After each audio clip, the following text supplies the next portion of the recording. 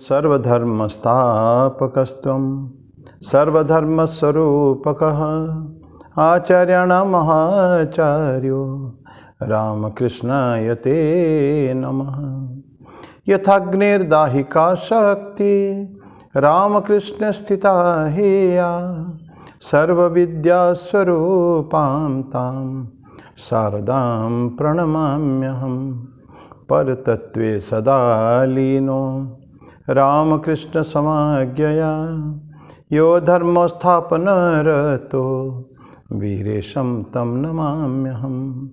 वीरेशं तं नमाम्यहम। भगवान श्री रामकृष्ण देव, भगवती माँ शारदा जी और स्वामी जी को प्रणाम अर्पित करता हूँ। मेरे गुरुदेव पूजन स्वामी भूतेशानंद जी को मेरा प्रणाम। भगवान श्री कृष्ण जी को मेरा प्रणाम है। उनके भगवद गीता के ऊपर चर्चा चल रही है। आज ये स्थित प्रज्ञा लक्षण सीरीज में ये 9वां वीडियो है, प्रश्न नंबर 64। पिछले बार हम लोग 62 63 द चेन रिएक्शन ध्याय तो विषयान पुंसों से लेकर उसका नाश जो होता है उस तक हमने किया था। अभी आज 64 में है राग द्वेष वियुक्तैस्तु विषयान इंद्रियश्चरण आत्मवश्येर विधेयात्मा प्रसादम अधिगच्छति। परंतु आसक्ति और द्वेष से रहित अपने वशीभूत इंद्रियों के द्वारा विषयों का ग्रहण करता हुआ संयत चित्त पुरुष अंतःकरण की प्रसन्नता को प्राप्त होता है।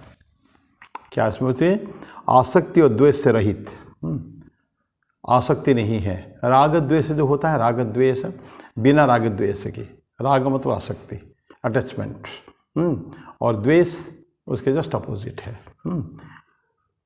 तो द्वेष हिंसा जैसा ही है, हिंसा का एक सूक्ष्म रूप है द्वेष। आसक्ति और द्वेष से रहित और अपने वशीभूत इंद्रियों के द्वारा विषयों को ग्रहण करता हुआ। विषय तो चाहिए सबको, सभी लोग रहते हैं विषय, लेकिन ये क्या करते हैं कि वशीभूत इंद्रियों के द्वारा विषय का ग्रहण करता हुआ संयत चित्त पुरुष। काफ़ी सारे परिभाषा डेफिनेशन देते हैं उस व्यक्ति के लिए। संयत चित्त पुरुष अंतःकरण की प्रसन्नता को प्राप्त होता है, उसको प्रसन्नता मिलती है। ही इज़ हैप्पी, सुखी रहता है, खुश रहता है उसमें।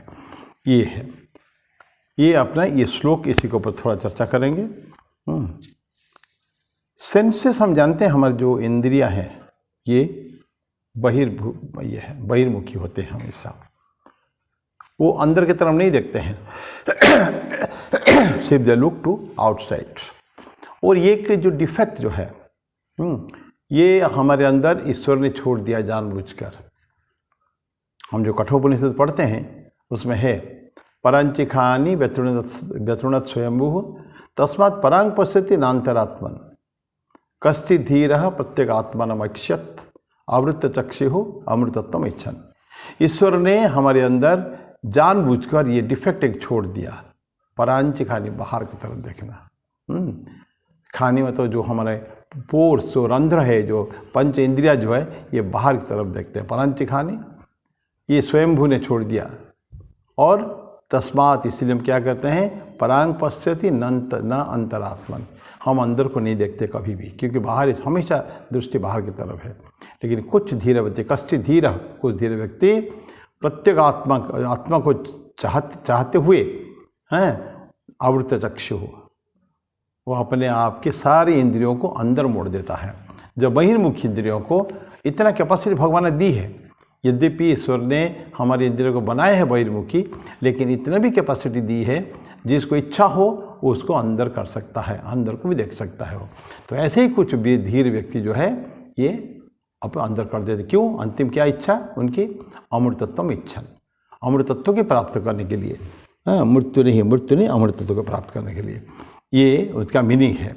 तो हमारा जो सेंस जो है वो हमेशा एक्सट्रोवर्ट होते हैं, बहिर्मुखी होते हैं। और ये कहाँ रहते हैं? वो एक्सटीरियर में रहते हैं, हमेशा एक्सटर्नल, बाहर चीज़ों में हमेशा मग्न रहते हैं। बिल्कुल उसमें भी राग द्वेष रहता है। साधारण मनुष्य की बात कर रहा हूँ। उस ज्ञानी व्यक्ति जो है ना, जिनके बारे में हम इसमें पढ़ेंगे, उनकी बात नहीं कर रहा हूँ। The whole lot of mankind जो है ये क्या करते हैं, वो उनको हमेशा बाहर की तरफ रहते हैं, अंदर को जाते नहीं कभी भी। व्हाट एवर इज इनसाइड ये हम देखते नहीं कभी भी। और बाहर को जाते हैं उसमें कुछ अच्छा लगता है, कुछ बुरा भी लगता है, ये नेचुरल है। ये सभी चीज़ अच्छा नहीं लगेगा, सभी चीज़ बुरे भी नहीं लगेंगे। जो अपने सेंसेस को प्लीजिंग है उसको वो हगिंग, उसको आलिंगन करता है, उसको अंगीकार करता है, उसको ठीक है अंदर तरफ लेता है उसको, is affected positively affected by that. और जो डिसप्लीजिंग है, अनप्लीजिंग है, जो अच्छा नहीं लगता है उसको क्षण त्याग कर देता है। तो जिसके प्रति राग हो जाते, आसक्ति है, जो उसको अच्छा लगता है उसको वो गले लगाता है, और जिसको अच्छा नहीं लगता उसको वो त्याग कर देता। ये साधारण ह्यूमन बीइंग का ये आदत है वो।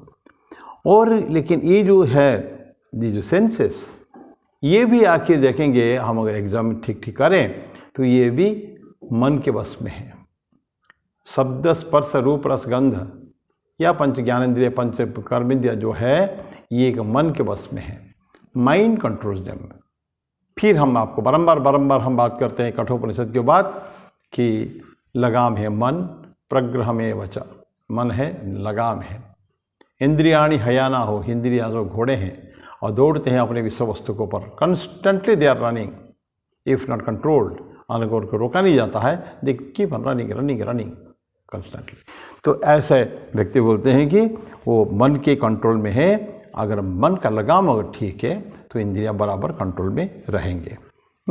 और ये मन के द्वारा ही प्रचारित होकर ये क्या करते हैं, वो अट्रैक्शन एवर्सन, आकर्षण, ये राग द्वेष में प्रवृत्त होते हैं हमेशा। ये मन ही उनको बोलता है ये अच्छा है, ये बुरा है। ये अच्छा बुरा का भेद करते हैं। दैट मीन्स अच्छे के प्रति हमारा आकर्षण हो जाता है, बुराई के प्रति नफरत हो जाता है, घृणा हो जाती है, डिसलाइकिंग हो जाता है, डिस्प्लेजिंग हो जाता है। तो ये साधारण मनुष्य का कर्तव्य है। लेकिन योगी क्या करता है, ही इज ए योगी जो सारे अपना माइंड को भी कंट्रोल किया है। हमेशा मन के ऊपर उसका संपूर्ण कंट्रोल है, जिसकी चर्चा भगवान आदि शंकर भी कर आपने क्या यमराज भी करते हैं, और जिसका चर्चा भगवान श्री कृष्ण गीता में करते हैं। अभ्यास न तो कौन्तेय वैराग्य न च गृह्यते। अभ्यास और वैराग्य दो मार्ग बता के भगवान कृष्ण हम सबके लिए अनंत काल तक के लिए लोगों को बोलते हैं कि तुम भी माइंड कंट्रोल कर सकते हो, आपका मन के स्वामी बन सकते हो। तो समझते आत्मा ना वो क्या करता है, फिर अगर माइंड अगर हमारे कंट्रोल में है तो मन क्या करता है, बाहर रमण नहीं करेगा, वो करेगा आत्मा के अंदर अपने आत्मा का अवलोकन करेगा। वो प्रत्येक आत्मा नामक इच्छित बोला था ना उसमें कठोपनिषद में, अंदर की जो आत्मा है उसको वो उसके ऊपर कंसंट्रेट करके रहेगा, उसी में उसका आनंद भी होता है उसमें। तो ये आत्मा का ये गुण है। और अट्रैक्शन एवर्सन रहेगा, ये अट्रैक्शन आकर्षण रहेगा।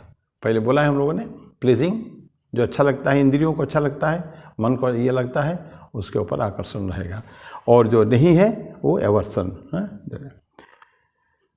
तो ऐसा प्यूरिटी हो जाए, पवित्रता की बात है। जो एकदम आत्मा में जो रमण करता है वो उस व्यक्ति में पवित्रता होती है, एक इनोसेंट होता है, एकदम शांत सौम्य भाव उसका है, कोई क्रूरता वो नहीं है, कुटिलता कुछ नहीं है, सीधा साधा मनुष्य होता है वो, और ट्रंक्विलिटी ऑफ माइंड उसका है। तो मन उसका बिल्कुल हमेशा शांत रहता है, ट्रंक्विलिटी। सब यही शांति तो चाहते हैं। शांति इंसान, हर व्यक्ति आनंद चाहता है, खुश सुख चाहता है और शांति चाहता है। उसके लिए कुछ भी करने को तैयार है, इफ ही गेट्स हैप्पीनेस। पैसा बेखूब पैसा कमा के लोग शांति पाते हैं। लोग आनंद में बिना कुछ नहीं है लेकिन ईश्वर का चिंतन करके शांति पाते हैं। कोई पर्वत की गहरों में कंदराओं में बैठे बैठे उसको शांति मिलती है। कोई एकदम भीड़ भाड़ एरिया में रह के बिजनेस करता है या कुछ भी करता है, उसको भी अपनी लेवल पे शांति। Now this differs from person to person, किसको शांति क्या चाहिए, किसको कैसी चाहिए है। लेकिन ये बोलते हैं कि there is purity and innocence, बोलता है कि ट्रंक्विलिटी ऑफ माइंड, और डिस्टर्ब नहीं कभी भी मन उसका चंचल नहीं होता कभी भी, हमेशा शांत भाव। वो लेक का होता है ना, साधु लोग संत लोग उसका वाटर सीट है, बहुत बड़ा लेक है, लेक एकदम शांत जल है। लेकिन अगर छोटा सा कंकर मारेंगे, पत्थर मारेंगे, कुछ somehow we agitated डिस्टर्ब करते हैं तो कंसेंट्रिक सर्कल्स, बड़े बड़े ढेउ चलेंगे, लहरें, तरंगे चलेंगे उसके ऊपर। बहुत बड़ा अगर पत्थर है तो बहुत बड़े बड़े तरंगे चलेंगे, और तरंगे जो चलते छोटा या बड़ा हो, हम अंतस्थल में नीचे क्या क्या है हम देख नहीं पाते हैं। वो जो स्वच्छता, जो स्फटिकता, जो पानी के जो स्फटिक जैसा लगता है, क्लियर कट, बिल्कुल ट्रांसपेरेंट पूरा। तो इसमें नीचे भी सतह जहाँ जो है नीचे बिल्कुल तल में, उसको भी देख पाते हैं। थोड़ा सा डिस्टर्ब हुआ उसको हम लोग नहीं देख पाते हैं। तो ये माइंड, लेकिन योगियों का क्या होता है, मन हमेशा कंट्रोल में रहता है। और कामनेस, शांत, और क्लैरिटी, एक स्पष्टता, विचार में एक स्पष्टता उसमें है, कोई हेजी नहीं, कोई धुंधला सा कोई विचार मन में आ गया ऐसा नहीं चलेगा, सब कुछ स्वच्छ है बिल्कुल। ये तो ऐसा मन है, तो ये बोलते हैं कि ये ऐसे ही हमको चाहिए। This set of mind we actually need, यही हमारा मकसद, लक्ष्य है। और रामकृष्ण देखेंगे, व्यक्ति पंच इंद्रियों को, हम अभी क्या चर्चा किए, अगर इंद्रियां अगर कंट्रोल में हमारे, तो विषय वस्तु पे रहने के बावजूद भी हम लोग मन में शांति रह सकती है।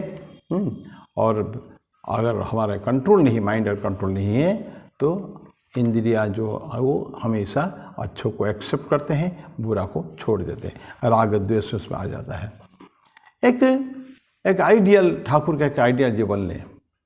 इंद्रियां, ठाकुर बोलते हैं कि इंद्रियां को तुम कंट्रोल नहीं कर सकते हो, मोड़ फिरिए जाओ, तुम उसका मन को खाली मोड़ दो, घुमा दो खाली। वैसे मैं बताऊं आपको कि हम लोगों ने पहले पढ़ा है, अन्यत्र पढ़ा है कर्मयोग में, कि मन कर्मेंद्रियों को संयम करके, बाहर से दिखता है कि हमारा हाथ पांव ये सब शांत बैठे हैं, लेकिन मन से चिंतन कुछ कुछ कर रहे हैं गलत चीज़ें, तो इसको हम कहते हैं, ढोंगी कहते हैं उसको, मिथ्याचार शौच्यते हैं। तो कर्मेंद्रियाणि संयम, ये आस्ते मनसा स्मरण। कर्मेंद्रिय तो संयम है, बाहर से दिखता है कि सब है तो शांत है, कि मन से कर्मेंद्रियाणि संयम, ये आस्ते मनसा स्मरण।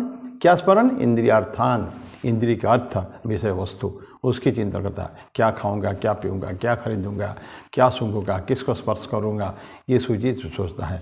तो देखिए मिथ्याचार सोचते। लेकिन जो बोलते हैं कि कर्मयोग से कर्म करता है, लेकिन मन से सारे अपने आप को फुल कंट्रोल कर लिया।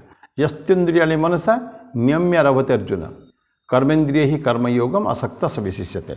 लेकिन मन के द्वारा इनको सारे इंद्रियों को कंट्रोल करके वो कर्मयोग जो करता है ठीक ठीक पर्पज से, उसको हम एक्सेलेंट कहते हैं उसको। तो ये जो फर्क है जो यहाँ रामकृष्ण देखते हैं, उनका वही पंच इंद्रिया है, शब्द स्पर्श रूप रस गंध। और पहले देखिए रूप का देखते हैं, विजन क्या देखते हैं, देखिए कैसा उनको उनके ऊपर असर पड़ता है।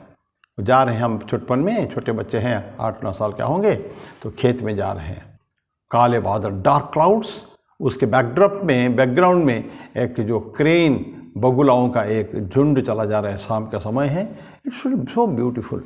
हम लोग देखिए, हम लोग भी देखते हैं, और रामकृष्ण गदाधर भी देखा, लेकिन इमीडिएटली उसको क्या हो गया, इसको देख के मन में उद्दीपना सृष्टि हुई। ये क्रेन की, बगुलाओं की जो झुंड देख के, और डार्क क्लाउड बिल्कुल, इतना क्या सुंदर सफ़ेद लग रहा होगा, तो उसको देख के ठाकुर को ईश्वर की चिंतन हो गया, वो समाधि में चले गए। ये हो गया विजन का। टच, स्पर्श है, स्पर्श में क्या होता है, हम देखते हैं शिवरात्रि के दिन ड्रामा करेंगे, भगवान शिव का रोल करेंगे, गदाधर बालक है। वैसे तो जो शिव का रोल करने वाला तो नहीं आया पाया, बीमार पड़ गया, तो सभी चिंतित हो गए, कौन करेगा शिव का रोल, मेन मुख्य किरदार है वो, तो बोले गदाई करेगा। गदाई करे, जैसे उनको भस्म लगाया, राख होली ऐश शरीर में लगा, शिव बनाने के लिए ना, वो साधारण व्यक्ति नहीं, शिव तो हमेशा भभूत रमा के रहते थे, तो जैसे लगाया बिल्कुल समाधि में चले गए। स्पर्श हुआ, कैसा स्पर्श हुआ, divine touch, divine vision, divine touch हो गया उसका, ये सोच है। स्मेल देखेंगे, इंसेंस, हम लोग भी अगरबत्ती लगाते हैं, ठाकुर भी अगरबत्ती लगाया, पर अगरबत्ती लगा के उनका जो डिवाइन स्मेल जो आया, सुंदर भीनी भीनी सुगंध, ईश्वर की याद उनको दिलाई है, तो वो वहाँ भी एकदम बेहोश हो गए। और चैतन्य हमेशा हो जाता उसको, ये स्मेल हो गया। देन हियरिंग में जब सुना, कोई भी उनको इतने उद्दीपना भगवान रामकृष्ण देव होती थी कि कोई भी अच्छी चीज़ को सुने, भजन गा चल रहा है, बस मना चलो निज निकटने संसार विदेशी विदेशी से भ्रम के न कारण है। ये भजन में ठाकुर को समाधि हो गई। निबिड़ अंधेरे मात और चमके और पलासी है, उसमें ठाकुर को कितने भजन, कितने हम लोग देखते हैं वचनामृत में, ये आया तो ठाकुर एकदम उद्दीपना आ गई, ठाकुर अंतर्दशा को प्राप्त हो गए। ऐसा तो इस तरह के सोई तो देन फूड, प्रसाद जो दिया था, सेक्रेमेंटल फूड, ठाकुर को अर्पित, ईश्वर का अर्पित हुए जो प्रसाद है उसको खाने के भी, उसको प्रसाद पा के भी उनको ऐसे हो जाता था। तो किसी तरह शब्द स्पर्श रूप रस गंध में कोई सा भी इंद्रिय so active, he is getting the food, he all sorts of food no, लेकिन फिर भी ये क्योंकि डिवाइन है, दिव्य वस्तु है, इसलिए उनको उद्दीपना आ रही थी, वो समाधि में चले जाते थे उस समय में। तो उनका हर, दैट मीन्स जितने भी सारे इंद्रियां हैं, 5 इंद्रियां हैं, उनको कहाँ लेके जा रही थी इंद्रियां? न्यूमेनल को, ऊंचाई तक, एकदम हाइट्स को, बिल्कुल डिवाइन जो डिविनिटी का हाइट जो है उसका। तो ये इसलिए बोलते हैं कि अगर कोई अगर झंझट हो, कोई आपस में बीच में कोई रोड़े खड़े हो जाए तो उसमें तकलीफ है। तो ये सब भगवान रामकृष्ण देव की है। तो ठीक ठीक हमको क्या, उसको इंस्ट्रूमेंट जो है, जो हमारे यंत्र जो है, शब्द ज्ञानेंद्रिय कर्मेंद्रिय जितना है, उसको हमको ठीक ठीक रास्ते में परिचालित करना पड़ेगा। उसको गलत दिशा में जैसे न जाए, चिंतन करे तो डिवाइन दिव्य चिंतन करे, उसके अलावा कुछ नहीं हो। ये सभी को करने की जरूरत, और ये है डिसिप्लिन है, ये योगी का डिसिप्लिन है। तो सबको योगी बनना है। भगवान कृष्ण बोलते हैं तस्माद योगी भव अर्जुन, अर्जुन को बोलते हैं तुम योगी बनो। तपस्वियों से आधा है, कर्मियों से भी ज़्यादा है। तो बताते कि तस्माद योगी भव अर्जुन। तो ये योगी का गुण हम लोगों ने पढ़ा, साधारण एक व्यक्ति का हमने पढ़ा, और साथ साथ एक जो योगी होते हैं, सुपरलेटिव क्वालिटी जो उनका होता है, हाइट्स में रहते हैं हमेशा, सारे इंद्रियां पूरा कंट्रोल में है, मन पूरा कंट्रोल में है, मन में कोई राग द्वेष कुछ नहीं है। ऐसे मन जो है ये योगी का मन है। तो भगवान की वाणी अगर हम माने तो हम सबको योगी बनना है हमको, ठीक है।